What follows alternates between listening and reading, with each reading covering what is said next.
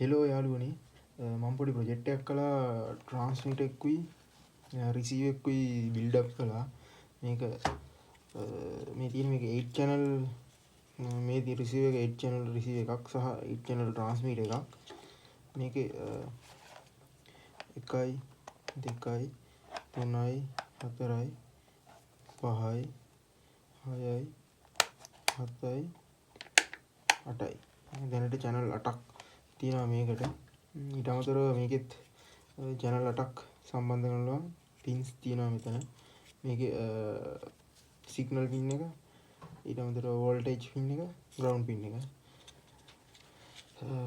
මේ තියෙන්නේ මේක මම PCB එක මම්ම තමයි ඩිසයින් කළේ PCB එක මේකෙත් එහෙමයි මම්ම තමයි PCB එක ඩිසයින් කළේ මම පෙන්නන්නම් මේක කොහොමද වැඩ කරන්නේ කියලා මේක දැනට මම එක channel එකයි වැඩ කරන්න හදලා තියෙන්නේ. ඊටු channel ටිකත් හදන ගමන් තියෙන්නේ.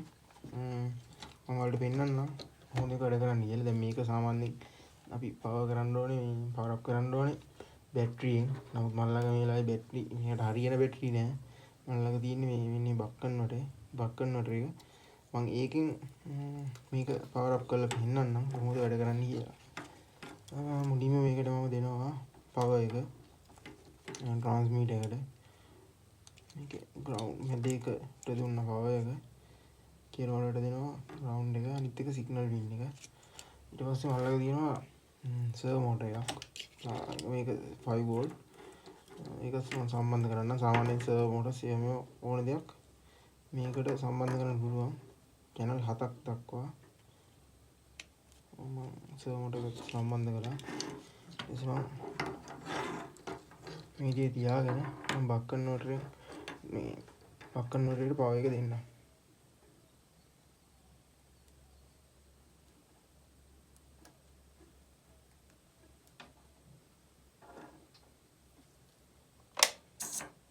හරි මම 7.3ක් වෝල්ටේජ් එක සපයනවා මේ අපේ රිසීවර් එකට. ඊට පස්සේ මම සම්බන්ධ කරන්නම් අපේ ට්‍රාන්ස්මිටර් එකටත් පවර් එක. ට්‍රාන්ස්මිටර් එකට මම ළඟ ඒ බැටරියක් නෑ. ඒකටත් මම වෙනම පිටින් තමයි කරන්ට් එක දෙන්නේ. ඒකෙත් කළු වයර් එක සම්බන්ධ කරලා මේකෙත් මම PCB එක මම තමයි ඩිසයින් කළේ. තියෙන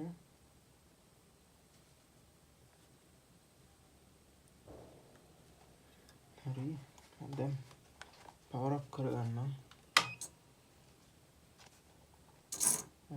ඔයාලට පේනවා ඇති වැඩ කරනවා.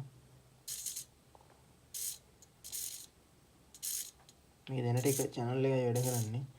අනිත් channel ටික තාම ප්‍රෝග්‍රෑම් කරලා නැහැ. ඔයාලට මේ වගේ හදන වීඩියෝ මම තව එක ගැජට් හදනවා. ඒ වීඩියෝ ඕනේ නම් මගේ page එක follow කරලා තියාගන්න.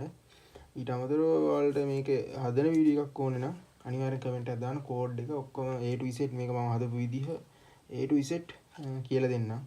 මේක මම ඔයාලට ඇතුළත් පෙන්නන්නම්. මේක PCB එකක් මම තමයි ඩිසයින් කළේ. මේක මම තාම හදලා ඉවර නැහැ. මට මේ වීඩියෝ එකක් කරන්න හිතුණා ඔයාලට. මේක කොහොමද කියලා.